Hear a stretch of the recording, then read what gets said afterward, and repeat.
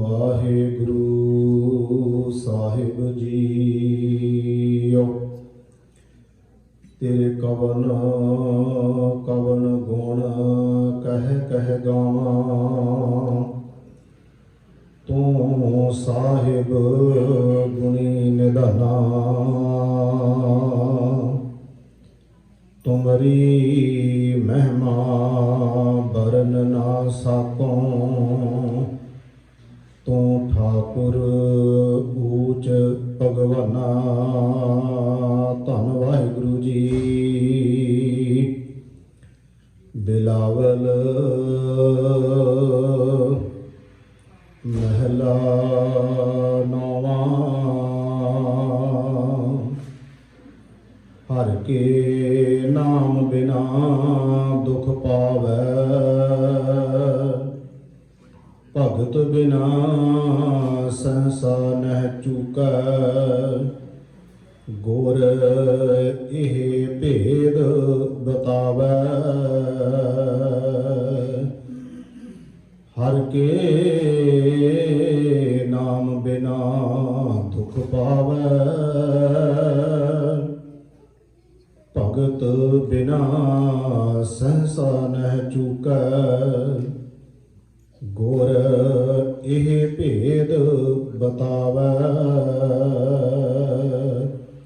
ਰਹਾਉ ਕਹਾ ਭਇਓ ਤੀਰਥ ਬ੍ਰਤ ਕੀਏ, ਰਾਮ ਸ਼ਰਨ ਨਹੀਂ ਆਵੈ। ਜੋਗ ਜਗ ਨਿਰਫਲ ਤੇ ਮਾਨੋ, ਜੋ ਪ੍ਰਭ ਜਸ ਬਿਸਰਾਵੈ। ਮਾਨ ਮੋਹ ਦੋਨੋਂ ਕੋ ਪਰ ਹਰ, ਗੋਬਿੰਦ ਕੇ ਗੁਣ ਗਾਵੈ। ਕਹੋ ਨਾਨਕ ਇਹ ਬਿਦ ਕੋ ਪ੍ਰਾਨੀ, ਜੀਵਨ ਮੁਕਤ ਕਹਾਵੈ।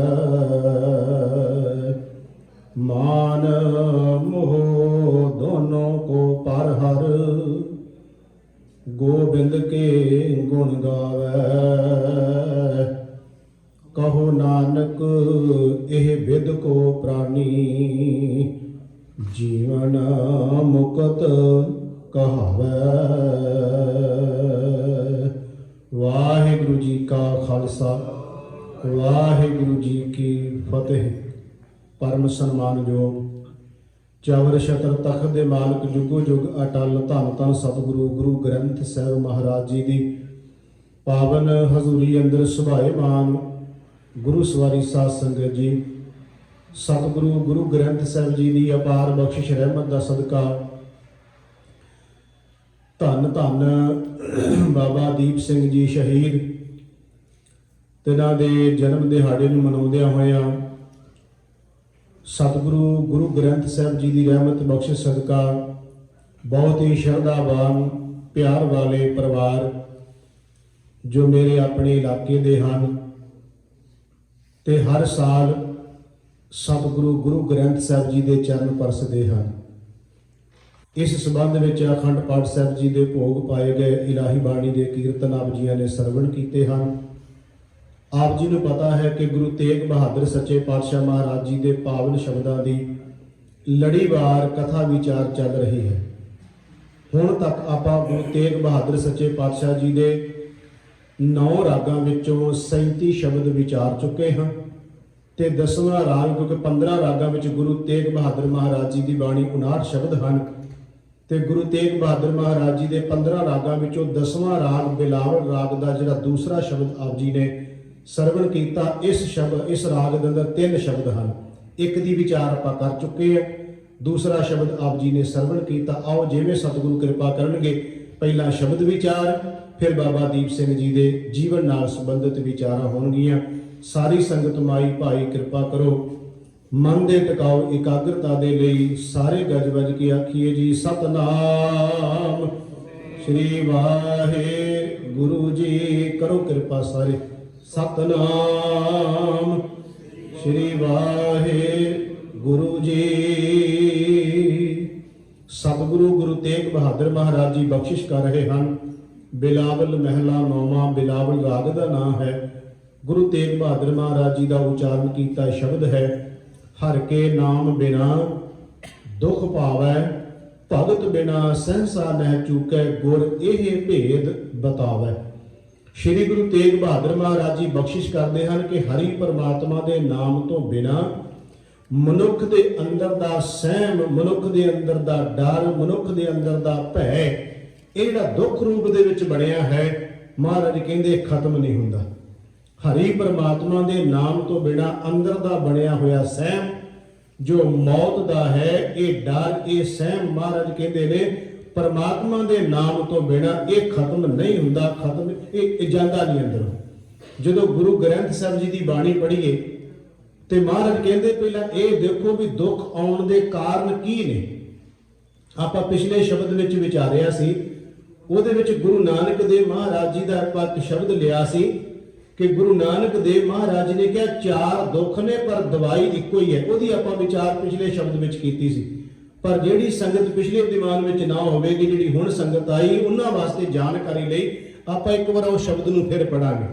गुरु नानक देव महाराज जी कहते दुख विछोड़ा, एक दुख भूख, एक दुख सख्त वार जम दूत, एक दुख रोग लगे तन धाए वैद न भोले दारू लाए। महाराज कहते चार दुख ने विछोड़े दा, तृष्णा की भुख दा, मौत का संग जिहड़ा सहम है, डर है, ते शरीरक रोग। महाराज कहते चार ने ते भोलिया बैदा तैनूं नहीं पता दवाई किहड़ी चाहिदी इत्थे।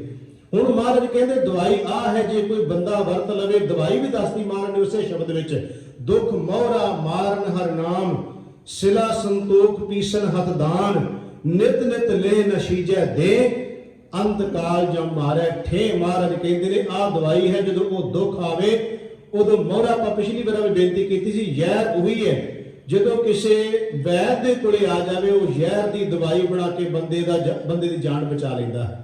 महाराज कहते ये दुख जिहड़ा है ना, दुख दारू सुख रोग पिया बाणी विच भी होंदा। महाराज कहते दुख वेले तैनूं निरंकार परमात्मा वाहिगुरू याद आ जावे, उहदे नाम की दवाई पा, ये जमा की मार तो भी तू मुक्त हो जाएगा, ये डर भी तेरे अंदरों चले जाएगा। मैं बेनती कर लग्या पहला देखिए भी कारण की ने। सतगुरु गुरु ग्रंथ साहिब जी की बाणी च महाराज कहते सभै दुख संताप, दुख संताप कदों आउंदे जां तुद्धों भुल्लीए। महाराज कहते जो तू भुल जावें, दुख तदै जां विसर जावै, जै महाराज कहते कर कतक कर्म कमावने दोष न काहू जोग, परमेश्वर ते भुलिया व्यापन सब है रोग। महाराज कहते इन्होंने आवाज मारदा बंदा परमात्मा तो जो भुल जाता जीव निरंकार नूं भुला दिंदा है। सतगुरु गरीब नवाज पातशाह कहते क्यों फिर आउंदे रब नूं भुल के दुख क्यों आए, उहदा कारण भी महाराज ने बाणी च दस्सिया है। खसम विसार किए रस भोग, महाराज कहते परमात्मा विसर गया ते तू रसा कसा च पै गया, तेनू रब याद नहीं, तां करके दुख जिहड़ा तेरे अंदरों ही पैदा होया, बाहरों तो दुख कोई नहीं आया। खसम विसार किए रस भोग, तन तन उठ खलोए रोग। महाराज कहते तां तेरे तन विच रोग उठ पै। ये गल विद्वान भी मनते हैं कि बंदरे दे अंदरों ही रोग उठते हैं ते अंदर इन्हां दा इलाज है। ये तो हर कोई वैद मनदा ना भी रोग भी उहदे अंदर है, दवाई भी उहदे अंदर है। महाराज भी उही गल करते हैं कि रोग भी अंदरों उठे क्योंकि सहम सी, डर सी, चिंता सी, तौखला सी, उहदे विच रोग पैदा होए। जदों सहम डर चिंता तौखला चलिया गया तेरे अंदर दे दुख भी चले गए। मैं एक बेनती कर दिया दुख नूं असीं इह ना लईए जिवें बाहरी तौर ते कोई बंदा कहे जी बड़ा सिर पीड़ हुंदा, मेरी लत्तां बड़ियां दर्द करदियां, मेरे गोडे बड़े दर्द कर, इहनूं ना समझ लेना। ਇਹ ਤਾਂ ਸਾਡੇ ਸਰੀਰ ਦੇ ਵਿੱਚ ਕੋਈ ਖਾਣ ਦੀ ਬਾਤ ਘਟ ਹੋਣ ਦੇ ਨਾਲ ਇਹ ਤਾਂ ਸਿਸਟਮ ਹੈ ਸਰੀਰ ਦਾ ਚੱਲਦਾ ਰਹਿਣਾ। ਇਹਨੂੰ ਨਾ ਮੰਨ ਲੈਣਾ ਕਿ ਕੋਈ ਬੰਦਾ ਹੁਣ ਇਹ ਕਵੇ ਲਓ ਜੀ ਭਾਈ ਸਾਹਿਬ ਕਹਿੰਦੇ ਆ ਰੋਗ ਆਏ, ਬਾਣੀ ਪੜੋਗੇ ਸਾਰੇ ਰੋਗ ਚਲੇ ਜਾਣਗੇ। ਮੈਂ ਤਾਂ 4 ਦਿਨ ਤੋਂ ਜਪਜੀ ਸਾਹਿਬ ਦਾ ਪਾਠ ਕੀਤਾ, ਸਿਰ ਪੀੜ ਮੇਰਾ ਹਟਿਆ ਹੀ ਨਹੀਂ। ਕੋਈ ਕਹਿ ਸਕਦਾ ਮੇਰੇ ਤਾਂ ਪੇਟ ਵਿੱਚ ਦਰਦ ਰਹਿੰਦੀ ਸੀ, ਮੈਂ ਤਾਂ ਸੁਖਮਨੀ ਸਾਹਿਬ ਦੇ ਪਾਠ 10 ਕਰ ਲਏ, ਤੁਹਾਡੀ ਗੁਰਮੁਖੋ ਮਹਾਰਾਜ ਨੇ ਬਾਣੀ ਜਿੱਥੇ ਇਹਨਾਂ ਦੀ ਗੱਲ ਕੀਤੀ ਉੱਥੇ ਗੁਰੂ ਘਰ ਇਸ ਗੱਲ ਦੀ ਹੋਰ ਵੀ ਵੇਖੋ। गुरु हर राय महाराज ने दवाखाना क्यों खोलिया, इस करके महाराज ने पता सी तन दे रोग जो खत्म करने बाहरी दवाई तुहानू लैनी पैगी।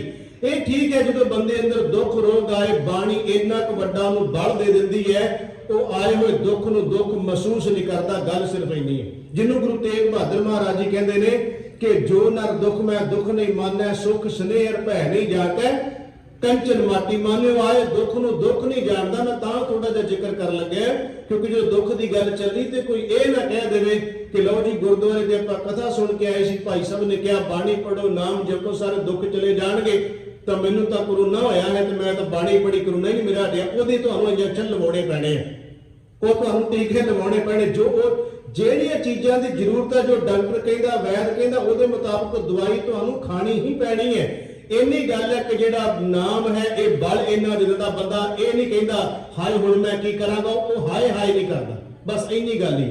ਰੋਗ ਆ ਜਾਏਗਾ, ਦੁੱਖ ਆ ਜਾਏਗਾ, ਉਹ ਉਸ ਨੂੰ ਸਹਾਰਨ ਦੀ ਬਾਣੀ ਵਿੱਚੋਂ ਤਾਕਤ ਤੇ ਸਮਰੱਥਾ ਲੈ ਲਏਗਾ। ਦੁੱਖ ਤੇ ਹਰੇਕ ਦੇ, ਕਿਉਂਕਿ ਮਹਾਰਾਜ ਨੇ ਕਿਹਾ ਦੁੱਖ ਆਏਗਾ, ਪਰ ਜਦੋਂ ਇਹ ਦਵਾਈ ਬਣ ਕੇ ਆ ਜਾਏ, ਮਹਾਰਾਜ ਕਹਿੰਦੇ ਇਹ ਵੀ ਉਹਦੀ ਬਖਸ਼ਿਸ਼ ਮੰਨ ਲਓ। ਗੁਰੂ ਗ੍ਰੰਥ ਸਾਹਿਬ ਦੀ ਬਾਣੀ ਚ ਬਚਨ ਹੈ, ਕੇਤਿਆਂ ਦੁੱਖ ਭੂਖ ਸਦ ਮਾਰ, ਮਾਰ ਕੇ ਦੁੱਖਾਂ ਭੁੱਖਾਂ ਦੀ ਸਦਾ ਮਾਰ। ਮਾਰੇ ਇਹਨੂੰ ਦਾਤ ਕਿਹਾ ਹੈ, ਇਹ ਪੇ ਦਾਤ ਤੇਰੀ ਦਾਤਾਰ ਕਹਿੰਦੇ। ਮਾਰ ਕਹਿੰਦੇ ਦਾਤ ਹੈ ਵਾਹਿਗੁਰੂ ਤੇਰੀ। ਖੈਰ ਮੈਂ ਅੱਜ ਸ਼ਬਦ ਉੱਤੇ ਜ਼ਿਆਦਾ ਨਹੀਂ ਵਿਚਾਰ ਕਰਨੀ ਕਿਉਂਕਿ ਆਪਾਂ ਬਾਬਾ ਦੀਪ ਸਿੰਘ ਦੇ ਜੀਵਨ ਤੇ ਵਿਚਾਰਾਂ ਵੀ ਕਰਨੀ ਹੈ, ਇਸ ਕਰਕੇ ਸ਼ਬਦ ਦੀ ਵਿਚਾਰ ਥੋੜੀ ਜੀ ਸੰਖੇਪ ਕਰਨੀ ਹੈ। ਮਹਾਰਾਜ ਕਹਿ ਰਹੇ ਨੇ ਗੁਰੂ ਤੇਗ ਬਹਾਦਰ ਸੱਚੇ ਪਾਤਸ਼ਾਹ ਹਰੀ ਪ੍ਰਮਾਤਮਾ ਵਾਹਿਗੁਰੂ ਦੇ ਨਾਮ ਨੂੰ ਭੁੱਲ ਕੇ ਹੇ ਜੀਵ ਤੂੰ ਰੋਗ ਦੁੱਖ ਸਹੇੜ ਲੈਂਦਾ ਹੈ, ਤੂੰ ਸਹਿਮ ਚਿੰਤਾ ਵਿੱਚ ਚਲਿਆ ਜਾਂਦਾ ਹੈ, ਤੈਨੂੰ ਵਾਹਿਗੁਰੂ ਦੀ ਭਗਤੀ ਯਾਦ ਆਵੇ, ਤੇਰੇ ਅੰਦਰ ਦੁੱਖ ਤੇ ਸਹਿਮ ਚਲੇ ਜਾਣ। ਇਹ ਗੱਲ ਗੁਰੂ ਤੈਨੂੰ ਭੇਦ ਵਾਲੀ ਦੱਸਦਾ ਹੈ। ਗੁਰ ਇਹ ਭੇਦ, ਇਹ ਤੈਨੂੰ ਜੀਵਨ ਦਾ ਸਹੀ ਰਸਤਾ ਗੁਰੂ ਅੰਦਰ ਦੀ ਗੋਚ ਗੱਲ ਜਿਹੜੀ ਤੈਨੂੰ ਗੁਰੂ ਸਮਝਾ ਰਿਹਾ। ਅੱਗੇ ਮਹਾਰਾਜ ਕਿਰਪਾ ਕਰਦੇ ਨੇ, ਕਹਾ ਭਇਓ ਤੀਰਥ ਬ੍ਰਤ ਕੀਏ ਰਾਮ ਸ਼ਰਨ ਨਹੀਂ ਆਵੇ। ਮਹਾਰਾਜ ਕਹਿੰਦੇ ਕੀ ਹੋਇਆ ਜੇ ਤੂੰ ਤੀਰਥਾਂ ਤੇ ਚਲਿਆ ਗਿਆ, ਕੀ ਹੋਇਆ ਜੇ ਤਰ੍ਹਾਂ ਤਰ੍ਹਾਂ ਦੇ ਵਰਤ ਰੱਖ ਕੇ ਬੈਠਾ ਹੈ। ਮਹਾਰਾਜ ਕਹਿੰਦੇ ਨੇ ਇਹ ਕਰਮ ਕਾਂਡ ਕਰਨ ਦੀ ਕੋਈ ਲੋੜ ਨਹੀਂ, ਤੂੰ ਗੁਰੂ ਦੀ ਸ਼ਰਨ ਵਿੱਚ ਆ। ਗੁਰੂ ਦੀ ਸ਼ਰਨ ਵਿੱਚ ਆ ਜਾਏਗਾ, ਤੈਨੂੰ ਕਿਸੇ ਤੀਰਥ ਤੇ ਭਟਕਣ ਦੀ ਲੋੜ ਨਹੀਂ, ਤੈਨੂੰ ਕਿਸੇ ਤਰ੍ਹਾਂ ਦਾ ਵਰਤ ਰੱਖਣ ਦੀ ਲੋੜ ਨਹੀਂ, ਤੈਨੂੰ ਕਿਸੇ ਤਰ੍ਹਾਂ ਮੜੀ ਮਸਾਣ ਨੂੰ ਮੰਨਣ ਦੀ ਲੋੜ ਨਹੀਂ ਪੈਣੀ। ਤੂੰ ਗੁਰੂ ਕੋਲੇ ਆ, ਬਸ ਗੁਰੂ ਕੋਲੇ ਆ ਜਾਏਗਾ, ਤੈਨੂੰ ਬਾਕੀ ਸਾਰਾ ਕੁਝ ਜਿਹੜੇ ਕਰਮ ਕਾਂਡ ਨੇ ਭੁੱਲ ਜਾਣਗੇ। ਜੇ ਕਰਮ ਕਾਂਡ ਕਰੀ ਜਾਣਾ ਗੁਰੂ ਕੋਲੇ ਨਹੀਂ ਆਉਂਦਾ, ਮਹਾਰਾਜ ਕਹਿੰਦੇ ਲਾਭ ਕੋਈ ਨਹੀਂ। ਕਹਾਂ ਭਇਓ ਤੀਰਥ ਬ੍ਰਤ ਕੀਏ ਰਾਮ ਸ਼ਰਨ ਨਹੀਂ ਆਵੇ, ਜੋਗ ਜਗ ਨਿਫਲ ਤੇ ਮਾਨੋ। ਮਹਾਰਾਜ ਕਹਿੰਦੇ ਜੋਗ ਜਿਹੜੇ ਸਿੱਧ ਸੀ, ਜੋਗੀ ਨੇ ਬੜੇ ਬੜੇ ਅਭਿਆਸ ਕਰਦੇ ਰਹੇ, ਬੜੀਆਂ ਬੜੀਆਂ ਉਮਰਾਂ ਵਧਾਉਣ ਲਈ ਵੀ ਲੱਗੇ ਰਹੇ।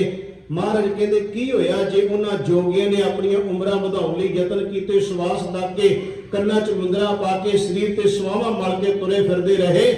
ਮਹਾਰਾਜ ਕਹਿੰਦੇ ਨਿਫਲ ਹੈ ਸਾਰਾ ਕੁਝ। ਕਿਉਂ ਨਿਫਲ ਹੈ? ਸਤਿਗੁਰੂ ਗੁਰੂ ਤੇਗ ਬਹਾਦਰ ਸੱਚੇ ਪਾਤਸ਼ਾਹ ਮਹਾਰਾਜ ਕਹਿੰਦੇ ਜੋ ਪ੍ਰਭ ਜਸ ਵਿਸਰਾਵੇ, ਜਿਹਨੂੰ ਹਰੀ ਪ੍ਰਮਾਤਮਾ ਦਾ ਜਸ ਭੁੱਲ ਗਿਆ, ਜਿਹਨੂੰ ਪ੍ਰਮਾਤਮਾ ਵਾਹਿਗੁਰੂ ਦਾ ਨਾਮ ਭੁੱਲ ਗਿਆ। ਮਹਾਰਾਜ ਕਹਿੰਦੇ ਕਹਾਂ ਭਇਓ ਤੀਰਥ ਬ੍ਰਤ ਕੀਏ ਰਾਮ ਸ਼ਰਨ ਨਹੀਂ ਆਵੇ, ਜੋਗ ਜਗ ਨਿਫਲ ਤੇ ਮਾਨੋ, ਜੋ ਪ੍ਰਭ ਜਸ ਵਿਸਰਾਵੇ। ਅੱਗੇ ਮਹਾਰਾਜ ਕਹਿੰਦੇ ਮਾਨ ਮੋਹ ਦੋਨੋਂ ਕੋ ਪਰ ਹਰ। ਮਾਨ ਤੇ ਮੋਹ, ਅਹੰਕਾਰ ਤੇ ਮੋਹ, ਪਰ ਹਰ ਦਾ ਮਤਲਬ ਹੁੰਦਾ ਖਤਮ ਕਰ ਦੇ ਦੋਨਾਂ ਨੂੰ। ਮਾਨ ਮੋਹ ਦੋਨੋਂ ਕੋ ਪਰ ਹਰ। ਤੇ ਕੀ ਕਰੀਏ? ਮਹਾਰਾਜ ਕਹਿੰਦੇ ਗੋਬਿੰਦ ਕੇ ਗੁਣ ਗਾਵੇ। ਆਪਣੇ ਅੰਦਰੋਂ ਅਹੰਕਾਰ ਹਉਮੈ ਮੋਹ ਛੱਡ ਤੇ ਮਹਾਰਾਜ ਕਹਿੰਦੇ ਗੋਬਿੰਦ ਦੇ ਗੁਣ ਗਾ। ਮਹਾਰਾਜ ਇਹ ਕਰਨ ਨਾਲ ਮਿਲੇਗਾ ਕਿ ਗੁਰੂ ਤੇਗ ਬਹਾਦਰ ਮਹਾਰਾਜ ਕਹਿੰਦੇ ਕਹੋ ਨਾਨਕੇ ਬਿਦ ਕੋ ਪ੍ਰਾਣੀ, ਜਿਹੜਾ ਜੀਵ ਇਸ ਵਿਧੀ ਨੂੰ ਜਾਣਦਾ ਹੈ, ਜਿਹਨੂੰ ਇਹ ਢੰਗ ਤਰੀਕਾ ਆ ਗਿਆ, ਮਹਾਰਾਜ ਕਹਿੰਦੇ ਜੀਵਨ ਮੁਕਤ ਕਹਾਵੇ। ਉਹ ਜਿਉਂਦੇ ਜੀ ਮੁਕਤ ਹੈ, ਜਿਹਨੂੰ ਗੁਰੂ ਅਰਜਨ ਦੇਵ ਮਹਾਰਾਜ ਜੀ ਨੇ ਸੁਖਮਨੀ ਸਾਹਿਬ ਦੀ ਬਾਣੀ ਚ ਕਿਹਾ ਕੌਣ ਹੈ ਜੀਵਨ ਮੁਕਤ?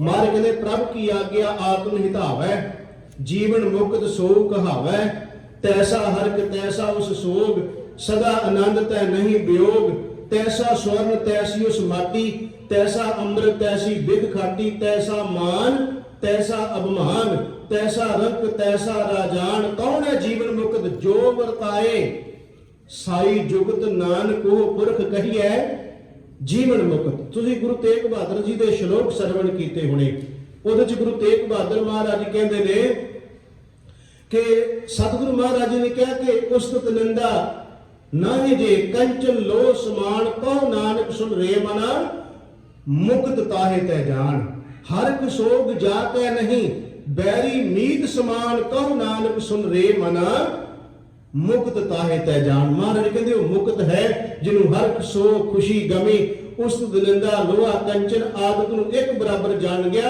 महाराज कहते वो जीवन मुक्त है, जिउंदे जी मुक्त हो गया विकारां तो बंधना तो। गुरु तेग बहादुर महाराज जी कह रहे ने, कहो नानके बिद को प्राणी जीवन मुक्त कहावे। ते मैं विचार कर रहा सी ये जिहड़ी अखीरली तुक है ये बाबा दीप सिंह जी के जीवन की व्याख्या करती है। कहो नानके बिद को प्राणी, जिन्हों ये समझ आ गई मान मोह दोनों को पर हर, जिन्हें दोनों को त्याग दिता वो जीवन मुक्त हो गया। तो किवें जीवन मुक्त हो साडे सामने इतिहास है। आओ इसी शब्द की विचार।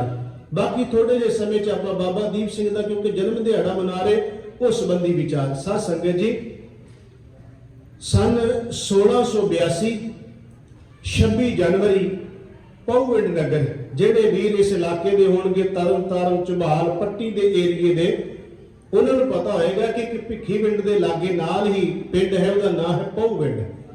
ਬਾਬਾ ਦੀਪ ਸਿੰਘ ਜੀ ਦਾ ਜਨਮ ਸਥਾਨ, ਉਹਨਾਂ ਦਾ ਇੱਥੇ ਜਨਮ ਹੋਇਆ ਹੈ। ਉਹਨਾਂ ਦੇ ਸਤਿਕਾਰਯੋਗ ਮਾਤਾ ਜਿਉਣੀ ਜੀ ਤੇ ਪਿਤਾ ਦਾ ਨਾਮ ਹੈ ਬਾਬਾ ਭਗਤਾ ਜਾਂ ਭਾਈ ਭਗਤਾ ਵੀ ਕਹਿੰਦੇ।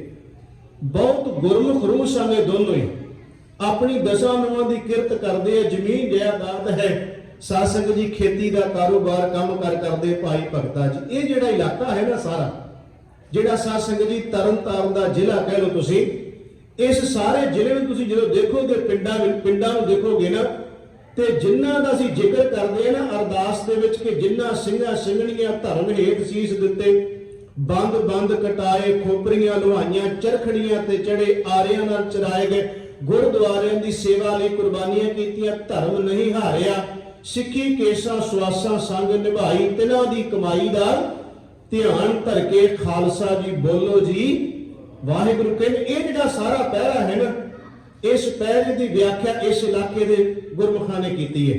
क्योंकि भाई तारा सिंह वांग, भाई तारू सिंह कूला, सुखा सिंह माड़ी कंबोगे, बाबा दीप सिंह, इस तरह माई भावपुर ਝਬਾਲ। मेरा कहने तो भाव ये जिहड़ा सारा इलाका है ਇਹਦੇ ਵਿੱਚ ਮਹਾਨ ਗੁਰੂ ਕੇ ਸਿੱਖ ਸੂਰਬੀਰ ਯੋਧੇ ਸ਼ਹੀਦ ਤੇ ਸਤਿਗੁਰੂ ਗੁਰੂ ਗ੍ਰੰਥ ਸਾਹਿਬ ਮਹਾਰਾਜ ਜੀ ਨੂੰ ਬੇਨਤੀ ਕਰ ਰਿਹਾ ਕਿ ਸਾਧ ਸੰਗਤ ਜੀ ਉਹਨਾਂ ਗੁਰਮੁਖਾਂ ਦਾ ਜੀਵਨ, ਜਦੋਂ ਅਸੀਂ ਅੱਜ ਜੀਵਨ ਮੁਕਤ ਦੀ ਗੱਲ ਕਰਦੇ ਹਾਂ, ਸਾਰੇ ਇਲਾਕੇ ਦੇ ਗੁਰਮੁਖ ਉਸ ਦੀ ਵਿਆਖਿਆ ਕਰਦੇ ਨੇ। ਬਾਬਾ ਦੀਪ ਸਿੰਘ ਜੀ ਦੇ ਜੀਵਨ ਦੀ ਜਦੋਂ ਗਾਥਾ ਦੀ ਗੱਲ ਕਰਾਂਗੇ ਤੇ ਬਹੁਤ ਜ਼ਿਆਦਾ ਵਿਸਥਾਰ ਨਹੀਂ ਮਿਲਦਾ। ਜਿੰਨੀਆਂ ਕੁ ਕਿਤਾਬਾਂ ਦੇ ਵਿੱਚੋਂ ਵੇਖਾਂਗੇ ਬਹੁਤ ਸੰਖੇਪ ਜਿਹਾ ਜੀਵਨ ਉਹਨਾਂ ਦਾ ਸਾਨੂੰ ਉਹਨਾਂ ਦਾ ਮਿਲਦਾ ਹੈ। ਉਹਨਾਂ ਦੇ ਜਨਮ ਪ੍ਰਤੀ ਵੀ ਭਾਵੇਂ ਕਿ ਵੱਖ-ਵੱਖ ਵਿਦਵਾਨਾਂ ਦੀਆਂ ਰਾਇਆਂ, ਪਰ ਜੋ ਪ੍ਰਚਲਿਤ ਹੈ ਮੈਂ ਉਹ ਗੱਲ ਕਰਨ ਜਾ ਰਿਹਾ। 26 ਜਨਵਰੀ ਸਨ 1682 ਹੈ। ਮਾਤਾ ਜਿਉਣੀ ਜੀ, ਭਾਈ ਭਗਤਾ ਜੀ ਤੇ ਸਾਧ ਸੰਗਤ ਜੀ ਪੌਵਿੰਡ ਨਗਰ ਇੱਥੇ ਉਹਨਾਂ ਦਾ ਜਨਮ ਹੋਇਆ ਹੈ। ਇਹਨਾਂ ਨੇ ਸਾਧ ਸੰਗਤ ਜੀ ਉਧਰ ਸਤਿਗੁਰੂ ਗੁਰੂ ਗੋਬਿੰਦ ਸਿੰਘ ਸੱਚੇ ਪਾਤਸ਼ਾਹ ਮਹਾਰਾਜ ਜੀ ਨੇ ਸਨ 1699 ਦੀ ਵਿਸਾਖੀ ਨੂੰ ਖਾਲਸਾ ਪੰਥ ਦੀ ਸਿਰਜਣਾ ਕੀਤੀ ਹੈ ਤੇ ਸਨ 1700 ਦੇ ਵਿੱਚ ਬਾਬਾ ਦੀਪ ਸਿੰਘ ਜੀ ਉਹਨਾਂ ਦੇ ਮਾਤਾ ਪਿਤਾ ਨੂੰ ਨਾਲ ਲੈ ਕੇ ਅਨੰਦਪੁਰ ਸਾਹਿਬ ਦੀ ਧਰਤੀ ਤੇ ਜਾਂਦੇ। ਮੈਂ ਸਤਿਕਾਰ ਵਜੋਂ ਸ਼ਬਦ ਬਾਬਾ ਦੀਪ ਸਿੰਘ ਕਹਿ ਰਹੇ ਹਾਂ। ਵਿਦਵਾਨ ਕਹਿੰਦੇ ਸ਼ਬਦ ਦੀਪਾ ਵੀ ਲਿਖਿਆ, ਦੀਪ ਵੀ ਲਿਖਿਆ ਅੰਮ੍ਰਿਤ ਛਕਣ ਤੋਂ ਪਹਿਲਾਂ, ਪਰ ਅਸੀਂ ਚਲੋ ਸਤਿਕਾਰ ਵਜੋਂ ਬਾਬਾ ਦੀਪ ਸਿੰਘ ਹੀ ਸ਼ਬਦ ਵਰਤ ਰਹੇ ਹਾਂ। ਮਾਤਾ ਪਿਤਾ ਉਹਨਾਂ ਨੂੰ ਨਾਲ ਲੈ ਕੇ ਗਏ ਅਨੰਦਪੁਰ ਸਾਹਿਬ ਦੀ ਧਰਤੀ ਤੇ। ਸਨ 1700 ਦੇ ਵਿੱਚ ਖੰਡੇ ਬਾਟੇ ਦੀ ਪੌਲ ਬਾਬਾ ਦੀਪ ਸਿੰਘ ਤੇ ਉਹਨਾਂ ਦੇ ਪਰਿਵਾਰ ਨੇ ਛਕੀ ਹੈ। ਸਾਧ ਸੰਗਤ ਜੀ ਉਸ ਵੇਲੇ ਮੰਨਿਆ ਜਾਂਦਾ 18 ਸਾਲ ਦੀ ਉਹਨਾਂ ਦੀ ਆਜ਼ੂ ਉਹਨਾਂ ਦੀ ਉਮਰ ਹੈ। ਅੰਮ੍ਰਿਤ ਛਕਣ ਤੋਂ ਬਾਅਦ ਮਾਤਾ ਪਿਤਾ ਵਾਪਸ ਆ ਜਾਂਦੇ ਤੇ ਬਾਬਾ ਦੀਪ ਸਿੰਘ ਜੀ ਕੁਝ ਸਮਾਂ ਉੱਤੇ ਰਹਿੰਦੇ ਆ।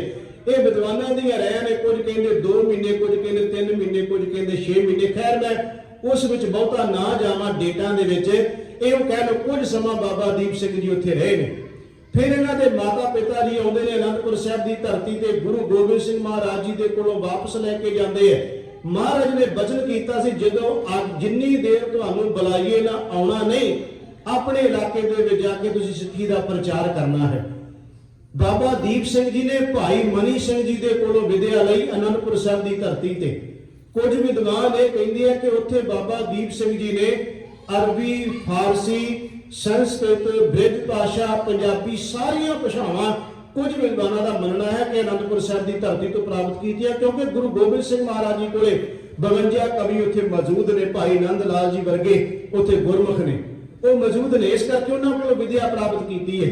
ਵਾਪਸ ਆ ਜਾਂਦੇ ਆਪਣੇ ਨਗਰ 'ਚ। ਸਮਾਂ ਇੱਕਦਮ ਹੁਣ ਚੱਲ ਤੇਜ਼ ਮੈਂ ਇਹਦਾ ਇਤਿਹਾਸ ਅੱਗੇ ਉਹਨਾਂ ਦੀ ਸ਼ਹਾਦਤ ਤੱਕ ਜਾ ਕੇ ਗੱਲ ਆਉਣੀ ਹੈ, ਕਿਉਂਕਿ ਜਿਹੜਾ ਵਿਚਲਾ ਗੈਪ ਹੈ ਉਹਦੇ ਬਾਰੇ ਵਿਦਵਾਨ ਸਾਰੇ ਚੁੱਪ ਨੇ ਕਿ ਵਿਚਲਾ ਗੈਪ ਜਿਹੜਾ ਲੰਮਾ ਸਮਾਂ ਹੈ ਉਹਦੇ ਤੇ ਕੋਈ ਵਿਦਵਾਨ ਵੀ ਆਪਣੀ ਰਾਏ ਨਹੀਂ ਦੇ ਰਿਹਾ ਕਿ ਉਹ ਸਮਾਂ ਕਿਵੇਂ ਬਤੀਤ ਕੀਤਾ। ਪਰ ਇੰਨਾ ਕੁ ਮੰਨਦੇ ਨੇ ਕਿ ਇਹੋ ਕਹਿ ਲਓ ਕਿ ਬਾਬਾ ਦੀਪ ਸਿੰਘ ਦੀ ਜੋ ਧਰਮ ਪ੍ਰਚਾਰ ਦੀ ਡਿਊਟੀ ਲੱਗੀ ਉਹ ਆਪਣੇ ਇਲਾਕੇ ਵਿੱਚ ਕਰਦੇ ਆ। ਗੁਰੂ ਗੋਬਿੰਦ ਸਿੰਘ ਮਹਾਰਾਜ ਜੀ ਦਾ ਅਨੰਦਪੁਰ ਦਾ ਕਿਲ੍ਹਾ ਛੱਡਣਾ, ਮਾਛੀਵਾੜੇ ਜਾਣਾ, ਇੱਥੇ ਢਾਬ ਦੀ ਜੰਗ ਤੋਂ ਬਾਅਦ ਸਤਿਗੁਰੂ ਮਹਾਰਾਜ ਜੀ ਦਮਦਮਾ ਸਾਹਿਬ ਪਹੁੰਚਦੇ ਆ, ਇੱਥੇ ਬਾਬਾ ਦੀਪ ਸਿੰਘ ਜੀ ਨੂੰ ਬੁਲਾਇਆ ਜਾਂਦਾ। ਇੰਨਾ ਜਿਹੜਾ ਵਿਚਲਾ ਗੈਪ ਹੈ ਉਹਦੇ ਬਾਰੇ ਇਹ ਮੰਨਿਆ ਜਾਂਦਾ ਕਿ ਬਾਬਾ ਦੀਪ ਸਿੰਘ ਜੀ ਆਪਣੇ ਇਲਾਕੇ ਵਿੱਚ ਸਿੱਖੀ ਦਾ ਪ੍ਰਚਾਰ ਲਈ ਜੁਟੇ ਹੋਏ ਸਨ। ਸਤਿਗੁਰੂ ਗੁਰੂ ਗੋਬਿੰਦ ਸਿੰਘ ਮਹਾਰਾਜ ਜੀ ਨੇ ਦਮਦਮਾ ਸਾਹਿਬ ਦੀ ਧਰਤੀ ਤੇ ਬੁਲਾਇਆ ਹੈ। ਉੱਥੇ ਸਤਿਗੁਰੂ ਗੁਰੂ ਗੋਬਿੰਦ ਸਿੰਘ ਮਹਾਰਾਜ ਜੀ ਨੇ ਗੁਰੂ ਗ੍ਰੰਥ ਸਾਹਿਬ ਦੀ ਸੰਪਾਦਨਾ ਕੀਤੀ ਹੈ। ਭਾਈ ਮਨੀ ਸਿੰਘ ਲਖਾਰੀ ਬਾਬਾ ਦੀਪ ਸਿੰਘ ਜੀ ਨਾਲ ਲੱਗੇ ਨੇ ਤੇ ਸਾਧ ਸੰਗਤ ਜੀ ਗੁਰੂ ਗ੍ਰੰਥ ਸਾਹਿਬ ਜੀ ਦਾ ਸਰੂਪ ਤਿਆਰਿਆ, ਜਿਹਦੇ ਵਿੱਚ ਗੁਰੂ ਤੇਗ ਬਹਾਦਰ ਮਹਾਰਾਜ ਜੀ ਦੀ ਬਾਣੀ ਦਰਜ ਕੀਤੀ ਜਾਂਦੀ ਹੈ। ਸਤਿਗੁਰੂ ਗੁਰੂ ਗੋਬਿੰਦ ਸਿੰਘ ਸੱਚੇ ਪਾਤਸ਼ਾਹ ਮਹਾਰਾਜ ਜੀ ਇਸ ਤੋਂ ਅੱਗੇ ਬਾਬਾ ਦੀਪ ਸਿੰਘ ਉਹਨਾਂ ਦੀ ਇੱਥੇ ਡਿਊਟੀ ਲਾ ਕੇ ਧਰਮ ਪ੍ਰਚਾਰ ਦੀ ਤੇ ਗੁਰੂ ਗ੍ਰੰਥ ਸਾਹਿਬ ਜੀ ਦੇ ਉਤਾਰੇ ਹੋਰ ਕਰਨ ਲਈ ਮਹਾਰਾਜ ਨੇ ਆਪ ਡਿਊਟੀ ਲਾਈ। ਸਤਿਗੁਰੂ ਮਹਾਰਾਜ ਜੀ ਨੰਦੇੜ ਜਾਂਦੇ, ਗੁਰੂ ਗੋਬਿੰਦ ਸਿੰਘ ਸੱਚੇ ਪਾਤਸ਼ਾਹ ਜੀ ਤੇ ਹਮਲਾ ਹੁੰਦਾ ਹੈ। ਸਤਿਗੁਰੂ ਮਹਾਰਾਜ ਜੀ ਜੋਤੀ ਜੋਤ ਸਮਾਉਂਦੇ ਨੇ। ਉਸ ਤੋਂ ਪਹਿਲਾਂ ਬਾਬਾ ਬੰਦਾ ਸਿੰਘ ਬਹਾਦਰ ਨੂੰ ਪੰਜਾਬ ਦੀ ਧਰਤੀ ਤੇ ਤੋਰਦੇ ਆ, ਕਿਉਂਕਿ ਜਦੋਂ ਬਾਬਾ ਦੀਪ ਸਿੰਘ ਦਾ ਜੀਵਨ ਕਵਾਂਗੇ ਤੇ ਉਹਨਾਂ ਦੇ ਜੀਵਨ ਦੀ ਕੁਝ ਇਸ ਤਰ੍ਹਾਂ ਦੀਆਂ ਸ਼ਖਸੀਅਤਾਂ ਨੇ ਜਿਨ੍ਹਾਂ ਦੀ ਜੀਵਨ ਜਨਮ ਦੀ ਗੱਲ ਕਰਦਿਆਂ ਵੀ ਸ਼ਹਾਦਤ ਦੀ ਗੱਲ ਕਰਨੀ ਪੈਗੀ, ਕਿਉਂਕਿ ਉਹਨਾਂ ਦਾ ਸ਼ਹਾਦਤ ਉਹਨਾਂ ਦੇ ਜਨਮ ਨੂੰ ਮਹਾਨ ਬਣਾਉਂਦਾ ਹੈ। ਇਸ ਕਰਕੇ ਉਹਨਾਂ ਦਾ ਭਾਵੇਂ ਜਨਮ ਦਿਨ ਹੈ ਪਰ ਉਹਨਾਂ ਦੀ ਸ਼ਹਾਦਤ ਦੀ ਗੱਲ ਕਰਾਂਗੇ ਤਾਂ ਉਹਨਾਂ ਦੇ ਜੀਵਨ ਦੀ ਪੂਰੀ ਗੱਲ ਕਰ ਸਕਾਂਗੇ। ਬਾਬਾ ਦੀਪ ਸਿੰਘ ਜੀ ਇੱਥੇ ਅਨੰਦਪੁਰ ਸਾਹਿਬ ਦੀ ਖਿਮਾ ਕਰਨਾ ਦਮਦਮਾ ਸਾਹਿਬ ਦੀ ਧਰਤੀ ਤੇ 4 ਉਤਾਰੇ ਕੀਤੇ, 4 ਤਖਤਾਂ ਤੇ ਗੁਰੂ ਗ੍ਰੰਥ ਸਾਹਿਬ ਜੀ ਦੇ ਸਰੂਪ ਚਾਏ। ਇੱਕ ਫਾਰਸੀ ਵਿੱਚ ਵੀ ਮੰਨਿਆ ਜਾਂਦਾ ਸਰੂਪ ਤਿਆਰ ਕੀਤਾ ਗਿਆ। ਬਾਬਾ ਬੰਦਾ ਸਿੰਘ ਬਹਾਦਰ ਚੱਲਦੇ ਨੇ ਗੁਰੂ ਗੋਬਿੰਦ ਸਿੰਘ ਮਹਾਰਾਜ ਜੀ ਤੋਂ ਆਗਿਆ ਲੈ ਕੇ। ਬਾਬਾ ਦੀਪ ਸਿੰਘ ਨੇ ਬਾਬਾ ਬੰਦਾ ਸਿੰਘ ਬਹਾਦਰ ਦੇ ਨਾਲ ਉਸ ਵੇਲੇ ਜੰਗ ਵਿੱਚ ਹਿੱਸਾ ਲਿਆ ਹੈ। ਸਾਧ ਸੰਗਤ ਜੀ ਜਦੋਂ ਬਾਬਾ ਬੰਦਾ ਸਿੰਘ ਬਹਾਦਰ ਸਰਹੰਦ ਤੇ ਹਮਲਾ ਕਰਦੇ ਆ, ਸਮਾਣੇ ਤੇ ਸੰਢੌਰੇ ਤੇ ਇਹ ਆਦਿ ਹਮਲੇ ਕੀਤੇ, ਬਾਬਾ ਦੀਪ ਸਿੰਘ ਨਾਲ ਨੇ। ਉਹਨਾਂ ਦਾ ਖੰਡਾ ਵਗਦਾ ਹੈ, ਉਹ ਕਲਮ ਵੀ ਚਲਾਉਂਦੇ ਆ ਤੇ ਲੋੜ ਪੈਣ ਤੇ ਖੰਡਾ ਵੀ ਵਾਹੁੰਦੇ ਨੇ।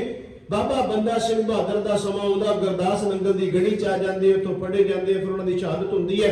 ਇੱਕ ਵਿਸ਼ਾ ਫਿਰ ਅਲੱਗ ਹੋ ਜਾਂਦਾ। ਫਿਰ ਬਾਬਾ ਦੀਪ ਸਿੰਘ ਉੱਥੇ ਆਣ ਟਿਕਦੇ ਆ।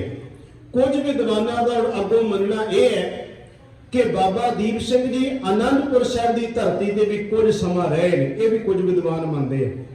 ਕਹਿੰਦੇ ਨੇ ਇੱਕ ਵਾਰ ਬਾਬਾ ਬੰਦਾ ਸਿੰਘ ਬਹਾਦਰ ਤੇ ਬਾਬਾ ਦੀਪ ਸਿੰਘ ਜੀ ਅਨੰਦਪੁਰ ਸਾਹਿਬ ਦੀ ਧਰਤੀ ਤੇ ਸੀ। ਉੱਥੇ ਬਾਬਾ ਬੰਦਾ ਸਿੰਘ ਬਹਾਦਰ ਨੇ ਉੱਠ ਕੇ ਬਾਬਾ ਦੀਪ ਸਿੰਘ ਜੀ ਦੇ ਜੀਵਨ ਬਾਰੇ ਕੁਝ ਕਿਹਾ, ਉਹਨਾਂ ਦੀ ਸ਼ਖਸੀਅਤ ਬਾਰੇ ਕੁਝ ਬੋਲਿਆ ਤੇ ਕਹਿੰਦੇ ਬਾਬਾ ਦੀਪ ਸਿੰਘ ਨੇ ਉਸੇ ਵੇਲੇ ਰੋਕ ਕੇ ਖੜੇ ਹੋ ਕੇ ਕਿਹਾ ਕਿ ਮੇਰੀ ਸ਼ਖਸੀਅਤ ਬਾਰੇ ਜਾਂ ਮੇਰੇ ਜੀਵਨ ਬਾਰੇ ਬਾਬਾ ਬੰਦਾ ਸਿੰਘ ਬਹਾਦਰ ਨੂੰ ਕਿਹਾ ਕੁਝ ਨਾ ਬੋਲੋ, ਮੈਂ ਜੋ ਕੁਝ ਵੀ ਹਾਂ ਇਹ ਗੁਰੂ ਗੋਬਿੰਦ ਸਿੰਘ ਮਹਾਰਾਜ ਜੀ ਬਦੌਲਤ ਹੈ। ਮੈਂ ਤੇ ਅਜੇ ਤੱਕ ਉਹਨਾਂ ਦਾ ਨਿਮਾਣਾ ਜਾਂ ਸਿੱਖ ਵੀ ਨਹੀਂ ਬਣ ਸਕਿਆ। ਇਹ ਉਹਨਾਂ ਦਾ ਇਹ ਕਹਿ ਲਓ ਕਿ ਉਹਨਾਂ ਦਾ ਜੀਵਨ ਹੈ ਜਾਂ ਉਹਨਾਂ ਦੀ ਨਿਮਰਤਾ ਹੈ। ਫਿਰ ਕਹਿੰਦੇ ਨੇ ਬਾਬਾ ਬੰਦਾ ਸਿੰਘ ਬਹਾਦਰ ਨੇ ਆਨੰਦਪੁਰ ਸਾਹਿਬ ਦੀ ਧਰਤੀ ਤੇ ਭਰੇ ਹੋਏ ਇਕੱਠ ਵਿੱਚ ਬਾਬਾ ਦੀਪ ਸਿੰਘ ਉਹਨਾਂ ਨੂੰ ਜਿੰਦਾ ਸ਼ਹੀਦ ਦਾ ਖਿਤਾਬ ਦਿੱਤਾ। ਉਹਦਾ ਕਾਰਨ ਇਹ ਸੀ ਕਿ ਬਾਬਾ ਬੰਦਾ ਸਿੰਘ ਬਹਾਦਰ ਦੀਆਂ ਲੜਾਈਆਂ ਦੇ ਵਿੱਚ ਬਾਬਾ ਦੀਪ ਸਿੰਘ ਦਾ ਇੱਕ ਦੰਦ ਟੁੱਟਣ ਕਰਕੇ ਜੋ ਵਿਦਵਾਨ ਮੰਨਦੇ ਆ ਬਾਬਾ ਦੀਪ ਸਿੰਘ ਨੂੰ ਜਿੰਦਾ ਸ਼ਹੀਦ ਦਾ ਖਿਤਾਬ ਦਿੱਤਾ ਗਿਆ। ਜਦੋਂ 18 ਮਿਸਲਾਂ ਬਣਦੀਆਂ ਨੇ ਉਹਨਾਂ ਮਿਸਲਾਂ ਦੇ ਸ਼ਹੀਦ ਮਿਸਲ ਦੇ ਜਥੇਦਾਰ ਬਾਬਾ ਦੀਪ ਸਿੰਘ ਬਣਾਏ ਜਾਂਦੇ ਆ। ਜਦੋਂ ਸੰਨ 1733 ਵਿੱਚ ਅੰਮ੍ਰਿਤਸਰ ਸਾਹਿਬ ਦੀ ਧਰਤੀ ਤੇ ਸਰਬੱਤ ਖਾਲਸਾ ਇਕੱਠਾ ਹੁੰਦਾ ਹੈ ਤੇ ਸਾਧ ਸੰਗਤ ਜੀ ਜ਼ਕਰੀਆ ਖਾਨ ਨੇ ਸਿੱਖਾਂ ਦੇ ਨਾਲ ਸੰਧੀ ਕਰਨ ਲਈ ਇਹ ਕਹਿ ਲਓ ਕਿ ਨਵਾਬੀ ਦੇਣ ਲਈ ਮਨ ਵਿੱਚ ਆਇਆ, ਕਿਉਂਕਿ ਉਹਨੇ ਵੇਖਿਆ ਕਿ ਇਹਨਾਂ ਨੂੰ ਲੜ ਕੇ ਤਾਂ ਕੁਝ ਖੱਟਿਆ ਨਹੀਂ ਜਾ ਸਕਦਾ। ਜੇ ਸੰਧੀ ਕਰ ਲਏ ਉਹਦੇ ਪਿੱਛੇ ਭਾਵੇਂ ਉਹਦੀ ਕੋਈ ਵੀ ਰਾਜਨੀਤੀ ਹੋਵੇ, ਉਹ ਸੰਧੀ ਕਰਨ ਲਈ ਖਿਤਾਬੀ ਦੇਣਾ ਚਾਹੁੰਦਾ ਹੈ ਖਾਲਸੇ ਨੂੰ। ਸ਼ਵੇਕ ਸਿੰਘ ਜੀ ਜਿਹੜੇ ਹੈ ਸਰਕਾਰ ਦੀ ਨੌਕਰੀ ਕਰਦੇ ਪਰ ਖਾਲਸਾ ਪੰਥ ਦੇ ਨਾਲ ਹਰ ਗੱਲ ਉਹ ਪਹੁੰਚਾਉਂਦੇ ਆ। ਇਹ ਗੱਲ ਸਰਕਾਰ ਨੂੰ ਪਤਾ ਸੀ ਵੀ ਸਿੱਖਾਂ ਦੇ ਨਾਲ ਅੰਦਰੋਂ ਨੇਹ ਰੱਖਦਾ ਹੈ। ਉਸ ਵੇਲੇ ਸਾਧ ਸੰਗਤ ਜੀ ਸ਼ਵੇਕ ਸਿੰਘ ਜੀ ਨਵਾਬੀ ਲੈ ਕੇ ਆਉਂਦੇ ਅੰਮ੍ਰਿਤਸਰ ਸਾਹਿਬ ਦੀ ਧਰਤੀ ਤੇ।